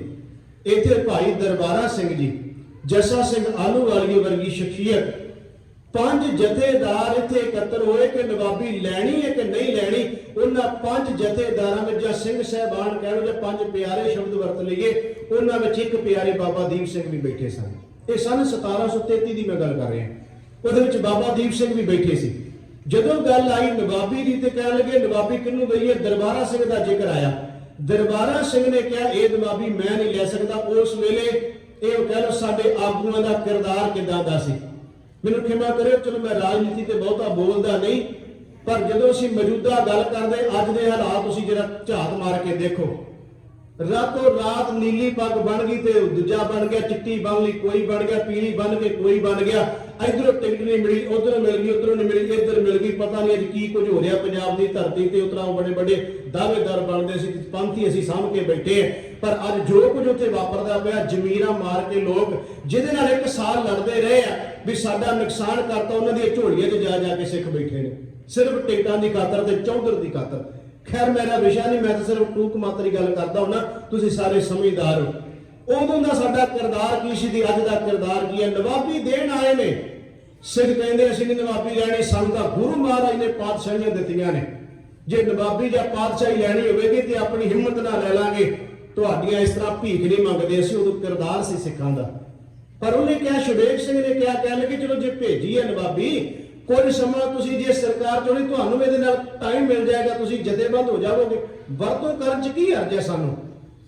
ਗੱਲ ਆ ਕੇ ਇੱਥੇ ਨਿਬੜ ਗਈ। ਦਰਬਾਰਾ ਸਿੰਘ ਨੇ ਕਿਹਾ ਬਿਲਕੁਲ ਨਹੀਂ। ਫਿਰ ਆਖਿਰਕਾਰ ਕਹਿੰਦੇ ਨੇ ਬਾਬਾ ਦੀਪ ਸਿੰਘ ਦਾ ਵੀ ਨਾਂ ਚੱਲਿਆ, ਜੋ ਵਿਦਵਾਨ ਕਹਿੰਦੇ ਆ, ਨਹੀਂ ਨਾ ਕਰ ਦਿੱਤੀ। ਹੋਰ ਵੀ ਜੱਸਾ ਸਿੰਘ ਆਲੂਵਾਲੀਏ ਜਾਂ ਉਹਨਾਂ ਦੇ ਜ਼ਿਕਰ ਵੀ ਆਏ। ਆਖਰ ਗੱਲ ਇੱਥੇ ਨਿਬੜੀ। ਕਹਿਣ ਲੱਗੇ ਕੋਈ ਸੇਵਾਦਾਰ ਲੱਭੀਏ ਤੇ ਹੁਕਮਨਾਮਾ ਲੈ ਲਈਏ ਗੁਰੂ ਗ੍ਰੰਥ ਸਾਹਿਬ ਜੀ ਤੋਂ। ਜਦੋਂ ਹੁਕਮਨਾਮਾ ਲਿਆ ਗਿਆ ਤੇ ਆਇਆ, ਟਹਿਲ ਮਹਿਲ ਤਾਂ ਕੋ ਮਿਲੇ ਜਾ ਕੋ ਸਾਹਿਬ ਠਾਕੁਰ ਕਿਰਪਾਲ, ਵੀ ਜਿਹਨੂੰ ਸਾਹਿਬ ਦੀ ਕਿਰਪਾ ਬਖਸ਼ਿਸ਼ ਹੋ ਜਾਏ, ਮਾਲਕ ਜੀ ਤੇ ਕਿਰਪਾ ਕਰ ਦੇਵੇ, ਜਿਹਨੂੰ ਟਹਿਲ ਸੇਵਾ ਮਿਲੀ ਉਹਦੇ ਤੇ ਉਹਨੂੰ ਨਵਾਬੀ ਮਿਲ ਜਾਏ। ਫਿਰ ਟਹਿਲ ਵਾਲਾ ਕੌਣ ਸੀ? ਕਹਿੰਦੇ ਨੇ ਨਵਾਬ ਕਪੂਰ ਸਿੰਘ। ਨਵਾਬ ਨੇ ਪਹਿਲਾਂ ਤੇ ਕਪੂਰ ਸਿੰਘ ਹੀ ਨੇ। ਸਾਧ ਸੰਗਤ ਜੀ, ਉਹ ਪੱਖਾ ਚੱਲਦੇ ਨੇ, ਉਹਨਾਂ ਦੇ ਹੱਥ ਤੇ ਸੱਟ ਵੀ ਲੱਗੀ ਹੈ। ਜਦੋਂ ਜੰਗ ਚੋਂ ਆਏ ਨੇ ਹੱਥ ਤੇ ਸੱਟ ਲੱਗੀ ਹੋਈ ਹੈ, ਪੱਖਾ ਵੀ ਚੱਲਦੇ ਨੇ, ਘੋੜਿਆਂ ਦੀ ਸੇਵਾ ਵੀ ਕਰਦੇ ਨੇ। ਕਪੂਰ ਸਿੰਘ ਨੂੰ ਆਵਾਜ਼ ਮਾਰ ਕੇ ਕਹਿਣ ਲੱਗੇ ਨਵਾਬੀ ਤੁਹਾਨੂੰ ਦਿੱਤੀ। ਉਹਨੇ ਕਿਹਾ ਮੈਨੂੰ ਨਵਾਬੀ ਮੈਂ ਨਹੀਂ ਲੈਣੀ। ਮੈਂ ਕਹਿੰਦਾ ਕੈਸਾ ਕਿਰਦਾਰ ਹੈ, ਨਵਾਬੀਆਂ ਮਿਲਦੀਆਂ ਠੋਕਰਾਂ ਮਾਰਦੇ ਨੇ ਸਿੱਖ। ਉਹ ਕਹਿੰਦਾ ਆਖਿਰਕਾਰ ਫੈਸਲਾ ਹੋ ਗਿਆ ਵੀ ਉਹਨੇ ਕਿਹਾ ਜੇ ਜ਼ਰੂਰੀ ਕਹਿੰਦੇ ਤੇ ਪੰਜ ਪਿਆਰਿਆਂ ਦੇ ਚਰਨਾਂ ਨੂੰ ਸੁਹਾ ਕੇ ਫਿਰ ਨਵਾਬੀ ਮਿਲੇ। ਤੇ 5 ਪਿਆਰਿਆਂ ਵਿੱਚ ਮੈਂ ਜਿਵੇਂ ਜ਼ਿਕਰ ਕੀਤਾ ਕਿ ਮਹਾਰਾਜਾ ਰਣਜੀਤ ਸਿੰਘ ਦੇ ਦਾਦਾ ਚੜ੍ਹਤ ਸਿੰਘ ਵੀ ਸਨ, ਜੱਸਾ ਸਿੰਘ ਆਲੂਵਾਲੀਏ ਸਨ, ਦਰਬਾਰਾ ਸਿੰਘ, ਬਾਬਾ ਦੀਪ ਸਿੰਘ, ਅਮਰ ਸਿੰਘ ਆਦਿ ਕੁਝ ਸਿੱਖਾਂ ਦੇ ਨਾਂ ਲਿਖੇ ਨੇ। ਉਹ 5 ਗੁਰਸਿੱਖਾਂ ਨੂੰ ਪਿਆਰਿਆਂ ਨੂੰ ਚਰਨਾਂ ਨੂੰ ਛੁਆ ਕੇ ਨਵਾਬ ਕਪੂਰ ਸਿੰਘ ਨੂੰ ਨਵਾਬੀ ਦਿੱਤੀ ਗਈ। ਉਹਨੇ ਕਿਹਾ ਠੀਕ ਹੈ ਨਵਾਬੀ ਤਾਂ ਮਿਲ ਗਈ, ਪਰ ਮੇਰੀ ਇੱਕ ਬੇਨਤੀ ਖਾਲਸਾ ਜੀ ਮੰਨੋਗੇ? ਕਹਿੰਦੇ ਕੀ? ਕਹਿੰਦੇ ਅੱਜ ਤੋਂ ਬਾਅਦ ਘੋੜਿਆਂ ਦੀ ਲਿੱਦ ਸੁੱਟਣੀ ਇਹ ਤੋਂ ਨਾ ਮੈਨੂੰ ਢਾਇਓ ਜੀ, ਪੱਖਾ ਝੱਲਣਾ ਇਹ ਤੋਂ ਬੰਦ ਨਾ ਕਰਿਓ ਜੀ, ਜੋ ਮੇਰੀਆਂ ਹੋਰ ਸੇਵਾਵਾਂ ਮੈਂ ਕਰਦਾ ਇਹ ਸੇਵਾ ਤੋਂ ਮੈਨੂੰ ਨਾ ਰੋਕਿਆ ਜਾਏ।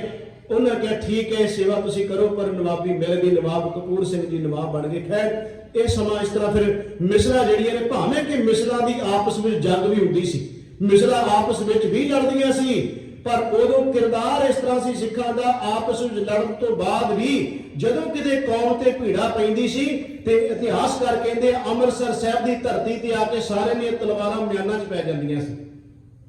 ਅੰਮ੍ਰਿਤਸਰ ਦੀ ਧਰਤੀ ਤੇ ਆ ਕੇ ਨਾ ਅਕਾਲ ਤਖਤ ਸਾਹਿਬ ਦੇ ਸਨਮੁਖ ਆ ਕੇ ਜਿਹੜੇ ਬਾਹਰ ਇੱਕ ਦੂਜੇ ਨਾਲ ਮਰਨ ਮਿਟਣ ਵਾਸਤੇ ਤਿਆਰ ਸੀ, ਵੇਖਣਾ ਨਹੀਂ ਚਾਹੁੰਦੇ, ਉਹ ਅਕਾਲ ਤਖਤ ਸਾਹਿਬ ਦੇ ਝੰਡੇ ਥੱਲੇ ਆ ਕੇ ਮਿਆਨਾਂ ਕਿਰਪਾਨਾਂ ਮਿਆਨ ਵਿੱਚ ਪਾ ਲੈਂਦੇ ਸੀ ਕਿ ਇੱਥੇ ਆ ਕੇ ਕੌਮ ਦੀ ਗੱਲ ਹੈ ਤੇ ਆਪਾਂ ਕੋਈ ਦੁਸ਼ਮਣੀ ਨਹੀਂ।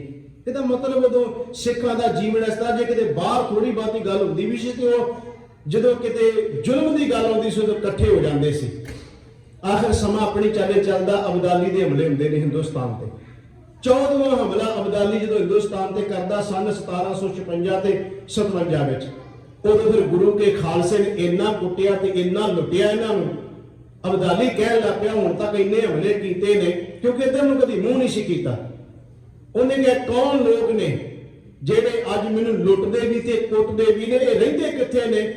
ਉਹਦੇ ਬਾਰੇ ਸਾਧ ਸੰਗਤ ਜਦੋਂ ਅਬਦਾਲੀ ਨੇ ਸੁਣਿਆ, ਉਹਨੇ ਕਿਹਾ ਇਹ ਉਹ ਲੋਕ ਨੇ। ਜੋ ਦੱਸਿਆ ਗਿਆ ਉਹਨਾਂ ਦੇ ਬਾਰੇ ਵੀ ਕਾਜ਼ੀ ਨੂਰ ਮੁਹੰਮਦ ਨੇ ਸਾਰੀ ਗੱਲ ਬੜੀ ਲੰਮੀ ਚੌੜੀ ਗਾਥਾ ਲਿਖੀ ਹੈ। ਉਹ ਕਾਜ਼ੀ ਨੂਰ ਮੁਹੰਮਦ ਕਹਿੰਦਾ ਹੈ ਕਿ ਉਹ ਸਾਨੂੰ ਸੱਗ ਲਿਖਦਾ, ਸੱਗ ਮੈਨੇ ਹੁੰਦਾ ਕੁੱਤੇ, ਪਰ ਮੈਂ ਕਹਿੰਦਾ ਫਿਰ ਵੀ ਕੁਰਬਾਨ ਜਾਓ ਉਸ ਬੰਦੇ ਤੋਂ ਜਿਹੜਾ ਦੁਸ਼ਮਣ ਹੁੰਦਿਆਂ ਹੋਇਆ ਸਾਨੂੰ ਕੁੱਤੇ ਲਿਖਦਿਆਂ ਵੀ ਸਾਡੀ ਬਹਾਦਰੀ ਦੀ ਗੱਲ ਜ਼ਰੂਰ ਕਰਦਾ ਹੈ। ਉਹ ਸਾਨੂੰ ਸੱਗ ਕਹਿੰਦਾ, ਸੱਗ ਮੈਨੇ ਹੁੰਦਾ ਕੁੱਤੇ। ਉਹ ਕਹਿੰਦਾ ਸੱਗ ਲਿਖਦੇ ਇਦਾਂ ਕਰਦੇ ਆਖਰਕਾਰ ਕਹਿੰਦਾ ਅਖੀਰ ਤੇ ਜਾ ਕੇ ਕਾਜੀ ਨੂਰ ਮੁਹੰਮਦ ਕਹਿੰਦਾ ਮੇਰੇ ਕੋਲੋਂ ਬੇਇਨਸਾਫੀ ਹੋਵੇਗੀ ਜੇ ਮੈਂ ਅਸਲੀਅਤ ਨਾ ਬਾਰੇ ਦੱਸੀ। ਇਹ ਸੱਗ ਨਹੀਂ, ਇਹ ਸ਼ੇਰ ਨੇ। ਉੱਥੇ ਸਾਡੇ ਜੀਵਨ ਦੀ ਗੱਲ ਕਰਦਾ, ਕਹਿੰਦਾ ਭੱਜੇ ਜਾਂਦੇ ਤੇ ਵਾਰ ਨਹੀਂ ਕਰਦੇ, ਔਰਤ ਤੇ ਹਮਲਾ ਨਹੀਂ ਕਰਦੇ, ਬੱਚਿਆਂ ਤੇ ਹਮਲਾ ਨਹੀਂ ਕਰਦੇ, ਜੇ ਕੋਈ ਹਥਿਆਰ ਸੁੱਟ ਜਾਵੇ ਮੈਦਾਨੇ ਜੰਗ ਵਿੱਚ ਉਹਦੇ ਤੇ ਹਮਲਾ ਨਹੀਂ ਕਰਦੇ। ਅਗਲੀ ਗੱਲ ਬੜੀ ਕਮਾਲ ਦੀ ਸਾਡੇ ਕਿਰਦਾਰ ਦੀ ਕਰਦਾ, ਕਹਿੰਦਾ ਇਹਨਾਂ ਦੇ ਸਾਹਮਣੇ ਦੁਸ਼ਮਣ ਦੀ ਬੇਟੀ ਵੀ ਆ ਜਾਵੇ, ਭਾਵੇਂ ਉਹਦੀ ਉਮਰ 17 ਸਾਲ ਹੋਵੇ, 18 ਸਾਲ ਹੋਵੇ, 21 ਸਾਲ ਹੋਵੇ, ਪਰ ਜੋਬਨ ਜਵਾਨੀ ਵਿੱਚ ਵੀ ਕਿਉਂ ਨਾ ਹੋਵੇ, ਇਹ ਗੁਰੂ ਕੇ ਉਹ ਸਿੱਖ ਨੇ ਜਿਹੜੇ ਉਸ ਔਰਤ ਨੂੰ, ਬੱਚੀ ਨੂੰ ਵੀ ਬੁੱਢੀਏ ਕਹਿ ਕੇ ਬੁਲਾਉਂਦੇ ਆ। ਬੁੱਢੀਏ ਮੈਨੇ ਬਿਰਧ ਨੂੰ ਕਿਹਾ ਜਾਂਦਾ ਹੈ। ਉਹ ਕਹਿੰਦਾ ਚੋਰੀ ਨਹੀਂ ਕਰਦੇ, ਇਹ ਡਾਕੇ ਨਹੀਂ ਮਾਰਦੇ, ਇਹ ਗਰੀਬ ਮਾਰ ਨਹੀਂ ਕਰਦੇ। ਇਹ ਸਾਰੀਆਂ ਗੱਲਾਂ ਸਾਡੀਆਂ ਕਾਜ਼ੀ ਨੂਰ ਮੁਹੰਮਦ ਸਾਡੇ ਬਾਰੇ ਕਹਿੰਦਾ। ਆਖਿਰਕਾਰ ਜਦੋਂ ਇਹ ਗੱਲਾਂ ਸੁਣਦੇ ਤੇ ਫਿਰ ਉਹਨਾਂ ਨੂੰ ਕਹਿਣਾ ਪੈ ਜਾਂਦਾ ਜੇ ਇਹੋ ਜਿਹੇ ਲੋਕ ਨੇ, ਉਹ ਦਿਨ ਦੂਰ ਨਹੀਂ ਜਦੋਂ ਇਹ ਰਾਜ ਕਰਨਗੇ ਇਸ ਧਰਤੀ ਤੇ। ਹੋਇਆ ਮਹਾਰਾਜਾ ਰਣਜੀਤ ਸਿੰਘ ਨੇ ਰਾਜ ਕੀਤਾ, ਫਿਰ ਜਦੋਂ ਖਾਲਸੇ ਨੇ ਇਹ ਮੱਲਾਂ ਮਾਰੀਆਂ। ਹੁਣ ਆ ਚੱਲੀਏ ਕਿ ਸਾਧ ਸੰਗਤ ਜੀ ਹਮਲੇ ਹੋਣ ਤੋਂ ਬਾਅਦ ਅਬਦਾਲੀ ਨੂੰ ਦੂਰ ਤੱਕ ਜਦੋਂ ਪੁਜਾਇਆ, ਉਹਨੇ ਜਾਂਦਿਆਂ ਆਪਣੇ ਪੁੱਤਰ ਤਮੂਰ ਨੂੰ ਕਹਿ ਗਿਆ, ਕਹਿੰਦਾ ਇਹਨਾਂ ਸਿੱਖਾਂ ਨੂੰ ਮਜ਼ਾ ਚਖਾਉਣਾ ਹੈ। ਇਹ ਅਬਦਾਲੀ ਦਾ ਪੁੱਤਰ ਹੈ ਤਮੂਰ, ਉਹਨੇ ਕਿਹਾ ਉਨਕੇ ਮਜ਼ਾ ਚਖਾਉਣਾ ਹੈ। ਸਾਧ ਸੰਗਤ ਜੀ ਉਹਦੇ ਨਾਲ ਜਹਾਨ ਖਾਨ ਲਾਹੌਰ ਦਾ ਗਵਰਨਰ ਹੈ। ਇਹਨਾਂ ਨੇ ਫਿਰ ਅੰਮ੍ਰਿਤਸਰ ਸਾਹਿਬ ਦੀ ਧਰਤੀ ਤੇ ਵੇਖਿਆ ਵੀ ਇਹ ਸਿੱਖਾਂ ਨੂੰ ਤਾਕਤ ਕਿੱਥੋਂ ਮਿਲਦੀ ਹੈ। ਉਹ ਕਹਿੰਦੇ ਤਾਕਤ ਮਿਲਦੀ ਅੰਮ੍ਰਿਤਸਰ ਸਾਹਿਬ ਦੀ ਧਰਤੀ ਤੋਂ। ਇੱਥੇ ਹੁਣ ਜਦੋਂ ਅਸੀਂ ਕਹਿੰਦੇ ਅੰਮ੍ਰਿਤਸਰ ਤੋਂ ਤਾਕਤ ਕਾਦੀ, ਤਾਕਤ ਦਾ ਮਤਲਬ ਸਿਰਫ ਇੰਨਾ ਸੀ ਵੀ ਸਿੱਖ ਇਕੱਠੇ ਨੇ, ਇਕਜੁੱਟ ਨੇ। ਤਾਕਤ ਦਾ ਮਤਲਬ ਇਹ ਹੈ ਸਿੱਖ ਆਪਣਾ ਮਰ ਮਿਟਣ ਨੂੰ ਤਿਆਰ ਹੋ ਜਾਂਦੇ। ਜਦੋਂ ਅੰਮ੍ਰਿਤਸਰ ਦੀ ਗੱਲ ਆਉਂਦੀ ਹੈ, ਹਰਮੰਦਰ ਸਾਹਿਬ ਦੀ ਗੱਲ ਆਉਂਦੀ, ਅਕਾਲ ਤਖਤ ਦੀ ਗੱਲ ਆਉਂਦੀ ਹੈ, ਇਹ ਮਰ ਮਿਟਣ ਨੂੰ ਤਿਆਰ ਹੋ ਜਾਂਦੇ। ਉੱਥੋਂ ਇਹਨਾਂ ਨੂੰ ਬਲ ਮਿਲਦਾ, ਤਾਕਤ ਮਿਲਦੀ, ਸ਼ਕਤੀ ਮਿਲਦੀ ਹੈ। ਉਹਨਾਂ ਨੇ ਕਿਹਾ ਫਿਰ ਅੰਮ੍ਰਿਤਸਰ ਦਾ ਸਰੋਵਰ ਪੂਰ ਦਿੱਤਾ ਜਾਏ। ਜਹਾਨ ਖਾਨ ਦੇ ਹੁਕਮ ਨਾਲ, ਤਮੂਰ ਦੇ ਹੁਕਮ ਨਾਲ ਇਹ ਸਾਧ ਸੰਗਤ ਜੀ ਅੰਮ੍ਰਿਤਸਰ ਦਾ ਸਰੋਵਰ ਪੂਰ ਦਿੱਤਾ ਗਿਆ। ਇਹਦੇ ਵਿੱਚ ਗੰਦ ਮਿੰਦ ਬਹੁਤ ਸੁੱਟਿਆ ਗਿਆ। ਇਹ ਸਾਰੀ ਦੀ ਸਾਰੀ ਖਬਰ ਮਿਲਦੀ ਬਾਬਾ ਦੀਪ ਸਿੰਘ ਨੂੰ ਦਮਦਮਾ ਸਾਹਿਬ ਦੀ ਧਰਤੀ ਤੇ। 75 ਸਾਲ ਦੀ ਉਮਰ ਹੋ ਚੁੱਕੀ ਇਸ ਬਾਬੇ ਦੀ। ਸਾਧ ਸੰਗਤ ਜੀ ਅਨੰਦਪੁਰ ਸਾਹਿਬ ਦੀ ਧਰਤੀ ਤੇ ਜਦੋਂ ਇਹ ਗੱਲ ਦਾ ਪਤਾ ਸੁਨੇਹਾ ਮਿਲਿਆ, ਬਾਬਾ ਦੀਪ ਸਿੰਘ ਨੇ ਕਲਮ ਰੱਖਤੀ ਤੇ ਖੰਡਾ ਹੱਥ 'ਚ ਫੜ ਲਿਆ। ਤੁਸੀਂ ਵੇਖੋ ਉਸ ਬਾਬੇ ਦਾ ਜੀਵਨ, ਜਦੋਂ ਕਲਮ ਚਲਾਉਂਦਾ ਇੰਨੀ ਧਨੀ ਹੈ ਕਲਮ ਦਾ ਕਿ 4 ਉਤਾਰੇ ਗੁਰੂ ਗ੍ਰੰਥ ਸਾਹਿਬ ਦੇ ਕਰ ਦਿੰਦਾ, 5 ਗੁਰੂ ਗ੍ਰੰਥ ਸਾਹਿਬ ਦੇ ਸਰੂਪ। ਤੁਸੀਂ ਵੇਖੋ ਕਿ ਅਸੀਂ ਕੋਈ ਥੋੜਾ ਜਿਹਾ ਕੋਈ ਲਿਖਣਾ ਹੋਵੇ ਤੇ ਸਾਧ ਸੰਗਤ ਜੀ ਕਿੰਨਾ ਟਾਈਮ ਚਾਹੀਦਾ, ਕਿੰਨੀ ਇਕਾਗਰਤਾ ਚਾਹੀਦੀ ਹੈ। ਤੇ ਗੁਰੂ ਗ੍ਰੰਥ ਸਾਹਿਬ ਜੀ ਦੇ ਉਤਾਰੇ ਕਰਨੇ, ਲਿਖਣੇ। ਬਾਬਾ ਦੀਪ ਸਿੰਘ ਦੀ ਕਲਮ ਚੱਲੀ, ਉਸ ਕਲਮ ਦੇ ਨਾਲ ਉਤਾਰੇ ਹੋਏ ਅੱਜ ਕਲਮ ਰੱਖ ਦਿੱਤੀ ਤੇ ਖੰਡਾ ਹੱਥ 'ਚ ਫੜ ਲਿਆ ਬਾਬਾ ਦੀਪ ਸਿੰਘ ਨੇ। ਉਹਨਾਂ ਨੇ ਲਲਕਾਰਿਆ ਫਿਰ ਸਿੱਖਾਂ ਨੂੰ, ਆਓ ਚੱਲੀਏ ਦਰਬਾਰ ਸਾਹਿਬ ਤੇ ਹਮਲਾ ਹੋ ਰਿਹਾ ਹੈ। ਕੁਝ ਗਿਣਤੀ ਵਿੱਚ ਸਿੱਖ ਇੱਥੋਂ ਚੱਲੇ ਨੇ। ਵਿਦਵਾਨ ਕਹਿੰਦੇ ਤਰਨ ਤਾਰਨ ਸਾਹਿਬ ਦੀ ਧਰਤੀ ਤੇ ਪਹੁੰਚਦਿਆਂ 5000 ਦਾ ਜਥਾ ਤਿਆਰ ਹੋ ਚੁੱਕਿਆ ਸੀ। ਇਹ ਵਿਦਵਾਨਾਂ ਦਾ ਮੰਨਣਾ ਹੈ 5000 ਦਾ ਜਥਾ ਹੋ ਚੁੱਕਿਆ ਸੀ। ਤਰਨ ਤਾਰਨ ਸਾਹਿਬ ਆਉਂਦੇ ਆ ਸਾਧ ਸੰਗਤ ਜੀ, ਇੱਕ ਲਕੀਰ ਖਿੱਚੀ ਜਾਂਦੀ ਹੈ। ਸਾਰੇ ਸਥਾਨ ਮੌਜੂਦ ਨੇ। ਜੇ ਤੁਸੀਂ ਕਿਤੇ ਜਾਓ ਨਾ, ਅੰਮ੍ਰਿਤਸਰ ਤੋਂ ਤਰਨ ਤਾਰਨ ਨੂੰ ਆ ਜਾਓ ਜਾਂ ਤਰਨ ਤਾਰਨ ਤੋਂ ਅੰਮ੍ਰਿਤਸਰ ਨੂੰ ਚਲੇ ਜਾਓ, ਇਹ ਸਾਰੇ ਸਥਾਨ ਮੌਜੂਦ ਨੇ ਅੱਜ ਵੀ। ਬਾਬਾ ਦੀਪ ਸਿੰਘ ਜੀ ਲਕੀਰ ਖਿੱਚਦੇ ਆ ਧਰਤੀ ਤੇ ਖੰਡੇ ਦੇ ਨਾਲ। ਲਕੀਰ ਖਿੱਚ ਕੇ ਤੇ ਆਵਾਜ਼ ਦਿੰਦੇ ਆ, ਕਹਿੰਦੇ ਜਿਹਨੂੰ ਜਾਨ ਪਿਆਰੀ ਹੈ ਉਹ ਲੀਕ ਨਾ ਟੱਪਿਓ ਜੇ, ਜਿਹਨੂੰ ਆਪਣੇ ਗੁਰੂ ਨਾਲ ਪਿਆਰ ਹੈ ਉਹ ਲੀਕ ਟੱਪ ਜਿਓ ਜੇ। ਤੇ ਕਬੀਰ ਸਾਹਿਬ ਦਾ ਇੱਕ ਸ਼ਲੋਕ ਹੈ ਬੜਾ ਪਿਆਰਾ ਸੀ, ਕਈ ਵਾਰ ਸਾਂਝਾ ਕੀਤਾ ਅੱਗੇ ਵਿਚਾਰ ਵਿੱਚ। ਭਗਤ ਕਬੀਰ ਸਾਹਿਬ ਜੀ ਕਹਿੰਦੇ ਕਬੀਰ ਜੋ ਤੇ ਸਾਧ ਪਿਰਮ ਕੀ, ਸੀਸ ਕਾਟ ਕਰ ਗੋਏ, ਖੇਲਤ ਖੇਲਤ ਹਾਲ ਕਰ ਜੋ ਕੁਛ ਹੋਏ ਤਾਂ ਹੋਏ। ਕਬੀਰ ਸਾਹਿਬ ਕਹਿੰਦੇ ਜੇ ਗੁਰੂ ਨਾਲ ਪਿਆਰ ਕਰਨਾ, ਸਿਰ ਵੱਢ ਕੇ ਗੇਂਦ ਵਾਂਗੂ ਬਣਾ ਦੇ ਆਪਣਾ, ਇਸ ਸਿਰ ਨੂੰ ਗੇਂਦ ਵਾਂਗੂ ਸਮਝ। ਪਰ ਕਹਿੰਦੇ ਜਿਹਦੇ ਅੱਗੇ ਖੇਡ ਖੇਡਣੀ ਉਹ ਕੱਚਾ ਨਹੀਂ ਹੋਣਾ ਚਾਹੀਦਾ। ਅਗਲਾ ਸ਼ਲੋਕ ਹੈ ਕਬੀਰ ਜੋ ਤੇ ਸਾਧ ਪਿਰਮ ਕੀ, ਪਾਕੈ ਸਿੱਤੀ ਖੇਲ, ਕਾਚੀ ਸਰਸੋਂ ਪੇਲ ਕੇ ਨਾ ਖਾਲ ਭਈ ਨਾ ਤੇਲ। ਗੁਰੂ ਵੀ ਤੇ ਸਮਰੱਥ ਚਾਹੀਦਾ ਨਾ ਜਿਹਦੇ ਨਾਲ ਖੇਡ ਖੇਡਣੀ ਹੈ। ਬਾਬਾ ਦੀਪ ਸਿੰਘ ਵਰਗਿਆਂ ਦੀ ਖੇਡ ਕੱਚਿਆਂ ਗੁਰੂਆਂ ਨਾਲ ਥੋੜਾ ਸੀ। ਉਹ ਗੁਰੂ ਗੋਬਿੰਦ ਸਿੰਘ ਦਾ ਸਿੱਖ ਹੈ।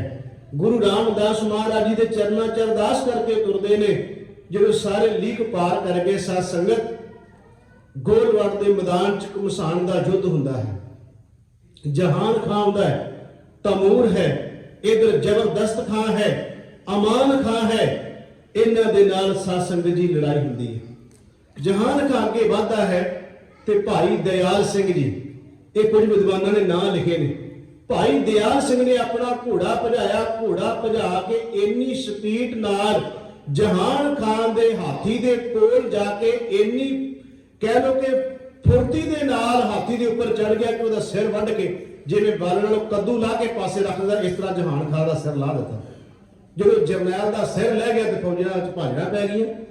फिर अगे जबरदस्त खां वधिया, ਉਹਦੇ ਨਾਲ लड़ाई लैन लई बलवंत सिंह अगे आया।